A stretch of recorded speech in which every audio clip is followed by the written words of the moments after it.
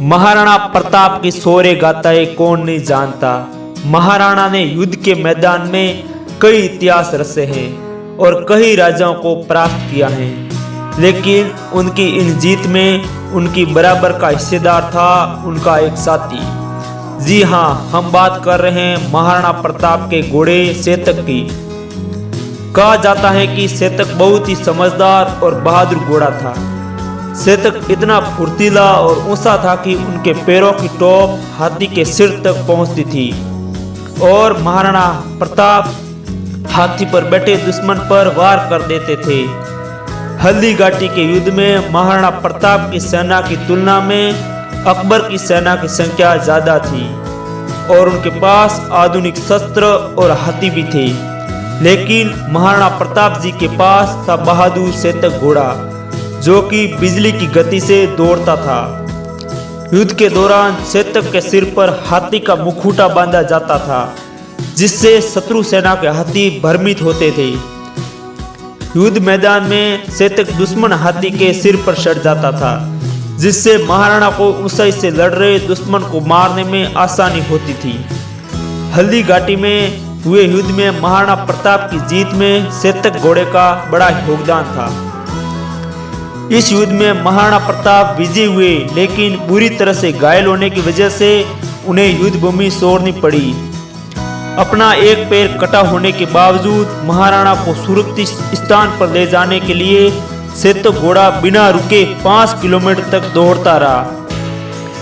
उस समय सेतक ने अपनी जान दांव पर लगाकर 25 फीट गहरे दरिये के ऊपर से कूदकर महाराणा प्रताप की जान बचाई थी।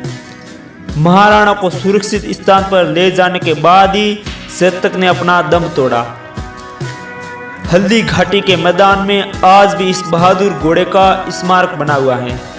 कहा जाता है कि युद्ध में अपने सैनिकों और अपने प्रिय घोड़े सेतक को खोने के बाद ही महाराणा प्रताप ने यह प्रण लिया था कि जब तक वह मेवाड़ वापस हासिल नहीं कर दे तब तक सेना के साथ ही रहेंगे और सैन्य की सांस नहीं लेंगे।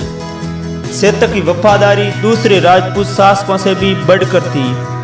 दूसरे राजपूत शासकों ने भी कठिन समय आने पर अकबर का साथ दिया, लेकिन सेतक अपनी आखिरी सांस तक अपने मालिक के साथ ही था और युद्ध भूमि से अपने घायल मालिक को साथ ले गया।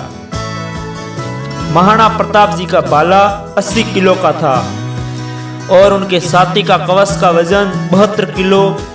उनके भाला, कवच और ढाल और 2 तलवारों सहित उनका वजन करीब 200 किलो से ज्यादा होता था। ऐसे में आप कल्पना कर सकते हैं कि उनका घोड़ा सेतक कितना मजबूत और फुर्तीला होगा।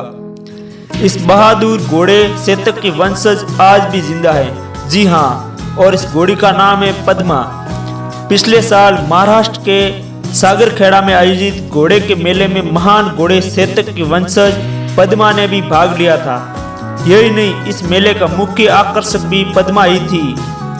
कई लोगों ने इस घोड़ी को खरीदने की इच्छा भी जताई और इस घोड़ी की बोली लगी थी पूरे 2 करोड़, लेकिन इसके मालिक ने इसे बेचने से इनकार किया था। तो ऐसा था महाराणा प्रताप का घोड़ा सेतक, जिस पर कई कवियों ने कविताएं भी लिखी हैं। इतिहास में शायद ही कभी किसी जानवर को ऐसा सम्मान दिया होगा। ऐसे याद किया जाता है सेतक को। महाराणा प्रताप के इतिहास का जिक्र सेतक के बिना अधूरा रहेगा। आज का यह वीडियो आपको कैसा लगा हमें कमेंट करके जरूर बताइएगा, और अगर अच्छा लगा हो तो इसे लाइक कीजिएगा और अपने दोस्तों के साथ शेयर जरूर करें। साथ ही चैनल पर नए हो तो चैनल को सब्सक्राइब करना न भूलें, ताकि आपको ऐसे वीडियो मिलते रहे। धन्यवाद। जय महाराणा प्रताप, जय सेतक।